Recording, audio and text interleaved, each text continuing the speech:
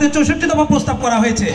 যদি জনগণের নির্বাচিত সরকার আসে, তারা অবশ্যই সে যে দলই ক্ষমতায় আসুক না কেন, তারা অলরেডি এটা চিন্তা করে রেখেছে আমরা কিভাবে এর সমাধান করব, কিভাবে সংস্কার করব। প্রথমে আসি সাংবিধানিক বিষয়টি, যেটা বলা হলো সংবিধান সর্বপ্রথম প্রণয়ন করা হয় 1972 সালে। পরবর্তী যখন আমাদের দেশ স্বাধীন হলো, সেই সংবিধানের পরিমার্জন, পরিবর্তন, সংযোজন বিযোজন অনেক হয়েছে, কিন্তু অন্তর্বর্তীকালীন সরকার যে সংবিধানে নাই এবং এটা যে পরবর্তীতে অ্যাড করাও হয় নাই, এই বিষয়ে কিন্তু তারা কোনো কিছু দেখিয়ে যেতে পারেনি। পরবর্তী যে বিষয়টা আসে, যে তারা বলতেছে যে আমলাতান্ত্রিক জটিলতা বা বিভিন্ন জায়গায় দুর্নীতি, আমলা বিভিন্ন কিছু আছে। তা আপনারা 5 মাসে কয়টা আমলা সরাইছেন? আমাকে একটু দেখিয়ে যাবেন যে 5 মাসে কয়টা আমলা সরিয়েছেন, কয় জায়গার দুর্নীতি বন্ধ করেছেন, কয় জায়গার চাঁদাবাজি বন্ধ করেছেন, কয় জায়গায় আপনারা পরিবর্তন আনতে পেরেছেন। 5 মাসে যদি 5টা পরিবর্তন দেখাতে পারেন, তাহলে আমরা আপনাদের পরিবর্তন মেনে নেব। আর যদি দেখাতে না পারেন, আপনারা আমাদের দাবি মেনে নেবেন। আচ্ছা, এরপরে যেটা আসি, যে গণতান্ত্রিক দেশ আমাদের দেশ গণতান্ত্রিক দেশ, সরাসরি জনগণের ভোটে নির্বাচিত সরকারই একমাত্র দেশের সুষ্ঠু পরিবর্তন আনতে সম্ভব।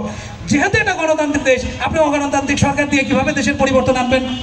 দেশের প্রত্যন্ত অঞ্চলগুলোতে যেখানে আপনি প্রশাসন দিয়ে কিছু করতে পারবেন না, সেখানে আপনি রাজনৈতিক অর্থাৎ জনগণের ম্যান্ডেটওয়ালা সরকার দিয়ে, সেই দেশে সেই এলাকার প্রতিনিধি দিয়ে আপনি সেটা সমাধান করতে পারবেন। আপনি প্রশাসন দিয়ে সব জায়গায় সব কিছু করতে পারবেন না। ওই অঞ্চলে যে প্রতিনিধি ওই রাজনৈতিক দলে থাকবে, একমাত্র তারাই পারবে সেইখানে পরিবর্তন আনতে, সেখানে সংস্কার করতে, সেখানে উন্নয়ন আনতে। আপনি এসি রুমে বসে লাল বাতিওয়ালা গাড়িতে চড়ে কখনো দেশের পরিবর্তন আনতে পারবেন না। দেশের পরিবর্তন সম্ভব শুধুমাত্র জনগণের ম্যান্ডেটে নির্বাচিত সরকার দ্বারা। এর পরবর্তীতে যেটা আসি, যে আপনাদের উপদেষ্টা পরিষদ, ইতোমধ্যে আপনাদের উপদেষ্টা পরিষদের একজনকে 3 বার পরিবর্তন করেছেন তার দায়িত্ব থেকে। আপনারা আর কয়বার পরিবর্তন করলে আপনারা দেশ পরিবর্তন করতে পারবেন, এটা একটু দেখিয়ে যাবেন। এর পরবর্তীতে যে বিএনপির 31 দফা এবং জামাতের 64 দফা দিয়ে আমি আপনাদেরকে বুঝিয়েছি যে আমাদের আসলে রূপরেখা আছে। আমরা যে রূপরেখাবিহীন কথা বলেছি, ব্যাপারটা এরকম না, বাট আপনারা কোনো ধরনের রূপরেখা দেখাতে পারেননি। এর পরবর্তীতে আপনারা ইতিমধ্যে দেখতে পাচ্ছেন যে বাংলাদেশের প্রত্যন্ত অঞ্চল শহর পর্যায় পর্যন্ত বিভিন্ন জায়গায় এখনো অসঙ্গতি থেকে গেছে, বিভিন্ন সমন্বয়হীনতা থেকে গেছে। এই সমন্বয়হীনতা দূর করতে আপনি কি আপনার এই উপদেষ্টা মণ্ডলী দ্বারা করতে পারবেন? কখনোই সম্ভব না। এর জন্য আমাদের কি দরকার? আমাদের দরকার জনগণের নির্বাচিত সরকার, যার ফলে আমরা প্রত্যেকটা জায়গায় পৌঁছাতে পারবো, প্রত্যেক কেন্দ্র থেকে আমরা নিয়ন্ত্রণ করতে পারবো, মাঝখানের মিডল পয়েন্ট থেকে আমরা নিয়ন্ত্রণ করতে পারবো এবং প্রত্যন্ত অঞ্চল পর্যন্ত আমরা নিয়ন্ত্রণ করতে পারবো। তার জন্য আমাদের দরকার কি? জনগণের ভোটে সরাসরি প্রত্যক্ষ ভোটে নির্বাচিত সরকার। যে সরকারের জনগণের ম্যান্ডেট নাই, যে সরকার নির্বাচিত না, সেই সরকার কখনো জনগণ পর্যায়ে তারা চিন্তা করতে পারে না। এর পরবর্তীতে তাদের কাছে আমি কিছু প্রশ্ন রেখে যাই, আশা করি তারা আমাদেরকে উত্তর দেবেন। প্রথম প্রশ্ন হচ্ছে যে আপনারা গত 5 মাসে কি কি পরিবর্তন করেছেন? আপনারা গত 5 মাসে কোন কোন দুর্নীতি বন্ধ করেছেন? গত 5 মাসে আপনারা দায়িত্ব গ্রহণের পর থেকে আমলা পর্যায়ে কোন কোন জায়গায় পরিবর্তন এনে তার সুফল কি পেয়েছেন, এই ব্যাপারে আপনারা একটু বলে যাবেন। এর পরবর্তীতে রূপরেখার ব্যাপারে যেটা বলা হয়েছে, বিএনপি এবং জামাতের যে 31 দফা এবং 64 দফা, এটা কেন হবে না আপনাদের কাছে না, একটু জানিয়ে যাবেন। এর পরবর্তীতে প্রথমে যে পয়েন্টটা ছিল, ঐক্যমত না থাকার যথেষ্ট সময় পরিলক্ষিত হচ্ছে। দীর্ঘমেয়াদী পরিকল্পনা, আপনাদের কোনো দীর্ঘমেয়াদী পরিকল্পনা আপনারা গ্রহণ করতে পারছেন না, কারণ সময়টা সংক্ষিপ্ত। 2025 সাল আরো বিভিন্ন বাহানা আপনারা করছেন এবং জনগণের প্রতি জবাবদিহিতা না থাকার কারণে আমি মনে করি যে এই সংসদে মনে করে যে পরবর্তী দেশ সংস্কার জন্য অন্তর্বর্তীকালীন সরকার নয়, প্রয়োজন জনগণের ভোটে নির্বাচিত সরকার। এই প্রস্তাবটি গৃহীত হোক। সবাইকে ধন্যবাদ। মাননীয় স্পিকার, আপনাকে অসংখ্য ধন্যবাদ আমাকে সুযোগ প্রদান করে দেওয়ার জন্য। আজকের বিতর্কে সরকার দল আপনাকে বলে যে তারা আসলে রাজনৈতিক সরকারের মাধ্যমে বাংলাদেশে অসংখ্য এবং সুন্দর সুন্দর সংস্থা নিয়ে আসবে। মাননীয় স্পিকার, তারা সরকার দলীয় প্রধানমন্ত্রী বলে গেলেন যে তারা হচ্ছে ঐক্যমত সরকার, ঐক্যমতের ভিত্তিতে আমাদের অন্তর্বর্তীকালীন সরকার গঠিত নয়, তারা নাকি ঐক্যমতের সরকার নিয়ে আসবে। মাননীয় স্পিকার, তাদের এই ঘোরা যুক্তিগুলো খুবই হাস্যকর এবং খুবই যুক্তিহীন। কেননা মাননীয় স্পিকার, একটা জিনিস লক্ষ্য করুন যে তারা বারবার বলতেন তারা ঐক্যমতের সরকার নিয়ে আসবে, কিন্তু যেখানে বিএনপি, জামায়াত এবং বাকি যে রাজনৈতিক দলগুলো আছে তারা একটা কমন গ্রাউন্ডে আসতে পারতেছে না। কয়েকদিন আগে ডুয়েটাকের শিক্ষার্থীর বাসায় দেখা গেল যে বিএনপির 200 জন নেতাকর্মীকে হামলা চালিয়েছে। এই ধরনের এক পাল্টাপাল্টি আক্রমণের মধ্যে আপনারা কিভাবে আসলে ঐক্যমত নিয়ে আসবেন সেটা আমাকে আসলে বোধগম্য হচ্ছে না। মাননীয় স্পিকার, তারা বলছেন যে আকাঙ্ক্ষা বাস্তবায়ন হচ্ছে না অন্তর্বর্তীকালীন সরকারের। মাননীয় স্পিকার, আকাঙ্ক্ষা কিভাবে বাস্তবায়ন হচ্ছে না? তারা ছাত্রলীগ ইস্যুকে নিয়ে আসছেন। মাননীয় স্পিকার, ছাত্রলীগ কি নিষিদ্ধ হয় নাই? তারা কি খবর পড়ো নাকি? ছাত্রলীগ তো নিষিদ্ধ হয়েছে, আপনারা আসলে কি দেখেন না?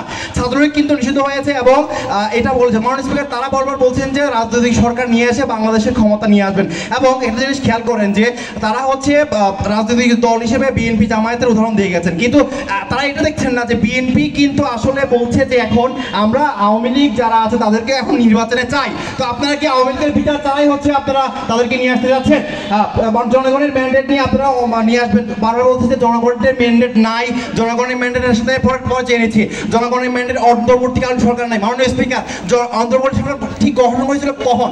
অন্তর্বর্তীকালীন সরকার গঠন হয়েছিল ঠিক বিপ্লবের পরবর্তী সময়। এই অন্তর্বর্তীকালীন সরকার কারা গঠন করেছে? যারা এই বিপ্লবী জুলাই বিপ্লবের সমন্বয়ক ছিলেন এবং যারা ছাত্র জনতা ছিলেন তাদের জনসমর্থনে কিন্তু অন্তর্বর্তী সরকারটি গঠিত হয়েছিল। মাননীয় স্পিকার, আমাদের বিরোধী দলের নেতা বলে গেছেন যে দুর্নীতিগত অবস্থার উন্নয়ন ঘটানো এবং পাশাপাশি আমাদের এই বর্তমান বাংলাদেশের স্থিতি অর্জন করাই হচ্ছে অন্তর্বর্তীকালীন সরকারের মেইন লক্ষ্য। আমরা আসলে বারবার আপনারা বলছেন যে দীর্ঘমেয়াদী পরিকল্পনা, দীর্ঘমেয়াদী পরিকল্পনা। আরে ভাই, আমরা কেন আসলে দীর্ঘমেয়াদী পরিকল্পনা করবো? আমাদের উদ্দেশ্য হচ্ছে স্বল্প সময়ে দেশে একটি স্থিতিশীলতা অবস্থা বিরাজমান করে একটা স্থিতিশীল অবস্থা নিয়ে এসে দ্রুত একটি রাজনৈতিক দলকে তার ক্ষমতায় দিয়ে আসা, এটা তো আমাদের উদ্দেশ্য। আপনারা কেন সেটা বুঝতে পারছেন না? আপনাদের যে কেন এত তাড়াহুড়া সেটা তো আমরা বুঝতে পারছি না। কেন আপনাদের ভয় হয় যে আপনাদের আসলে ক্ষমতা চলে যাবে বা আপনাদের জনসমর্থন নাই? আমার তো তাই মনে হচ্ছে। মাননীয় স্পিকার, আপনি একটু খেয়াল করে দেখুন যে বিএনপির প্রধান নেতা তারেক রহমান তিনি বলছেন যে আমরা ক্ষমতায় এখনো যাইনি। কেন তিনি কথা বলছেন? মাননীয় স্পিকার, কারণ হচ্ছে বিএনপির অনেক নেতাকর্মী এখনই ইতিমধ্যে দেখা গেছে যে তারা বিভিন্ন বাস স্ট্যান্ড, বিভিন্ন শ্রমিক ল্যান্ডে, বিভিন্ন জায়গায় চাঁদাবাজি শুরু করে দিচ্ছে। তারা মনে করছে তারা অলরেডি ক্ষমতা চলে আসছে। মাননীয় স্পিকার, তারা চিন্তা করেন তারা যদি এখনই অবস্থায় ক্ষমতায় যায় তো দেশের রিজার্ভ তো এমনি থাকা হয়ে যাবে। মাননীয় স্পিকার, জাতীয় ঐক্য কিভাবে করবেন তার ব্যাখ্যা কিন্তু তারা এখন পর্যন্ত দিয়ে পারেননি। মাননীয় স্পিকার, আমরা একটু কথা বলে আসি। বিরোধী দলের সাংসদ অনেকগুলো কথা বলে গেছেন যে বিএনপির 31 দফা এবং জামায়াতের 64 দফা, এবং তিনি বলে গেছেন যে অন্তর্বর্তীকালীন সরকার কিভাবে পরিবর্তন আনছে। মাননীয় স্পিকার, লক্ষ্য করুন আমাদের গত রিজার্ভে যে টাকা পয়সা ছিল সেই টাকায় হাত না দিয়েও কিন্তু আমরা $5 বিলিয়ন ঋণ পরিশোধ করেছি। এটা কখন হয়েছে? অন্তর্বর্তীকালীন সরকারে। কিন্তু আপনি যদি লক্ষ্য করুন যে 17 বছরে আওয়ামী লীগ কি পরিমাণ রিজার্ভ থাকা হয়েছে। মাননীয় স্পিকার, তারা বলছেন যে আমরা আর কি কাজ করছে, 5টা কাজ বলে যাবো, 5টা কাজ। নতুন পে স্কেল ঘোষণা করা হয়েছে, নতুন পে স্কেল এই অন্তর্বর্তীকালীন সরকারে। মাননীয় স্পিকার, এটা নিয়ে মিটিং যখন কথা হচ্ছে। মাননীয় স্পিকার, চাকরির বয়স বৃদ্ধি করা হয়েছে। মাননীয় স্পিকার, সকল শিক্ষা প্রতিষ্ঠান নিরপেক্ষ ভিসি ভাইস চ্যান্সেলর নিয়োগ করা হয়েছে। মাননীয় স্পিকার, চাঁদাবাজি বন্ধ হয়েছে এবং তারা আসলে যুগান্তর পত্রিকা খুলেই দেখেন না। যুগান্তর প্রক্রিয়া চাঁদাবাজি। মাননীয় স্পিকার, একটা গুরুত্বপূর্ণ তথ্য দিতে চাই। মাননীয় স্পিকার, আমাদের সেনাপ্রধান ওয়াকারুজ্জামান তিনি বলেছেন যে বাংলাদেশ এখন বর্তমানে শান্তিপূর্ণ অবস্থানে আছে। কেন আছে জানেন? কারণ আমরা বিপ্লব পরবর্তী সময়ে অন্তর্বর্তীকালীন সরকার নিয়ে আসতে পারিছি। যদি আমরা নিয়ে আসতে না পারতাম তাহলে কিন্তু বাংলাদেশ অস্থির পরিস্থিতি থাকতো। মাননীয় স্পিকার, খেয়াল করুন বিসিবিতে চেয়ারম্যান নিয়োগ হয়েছে। মাননীয় স্পিকার, আমরা মনে করি 20 থেকে 10 থেকে জেনেছি। মাননীয় স্পিকার, আমরা মনে করছি তারা বারবার বলছেন যে দীর্ঘমেয়াদী পরিকল্পনা দীর্ঘমেয়াদী দেওয়া হচ্ছে না। আমরা চাই স্বল্প সময়ে বাংলাদেশে একটি স্থিতিশীল পরিবেশ নিয়ে এসে একটা রাজনৈতিক সরকারকে ভোট দেওয়ার জন্য তারা করে বাংলাদেশের দীর্ঘমেয়াদী উন্নয়ন ঘটতে পারে। ধন্যবাদ।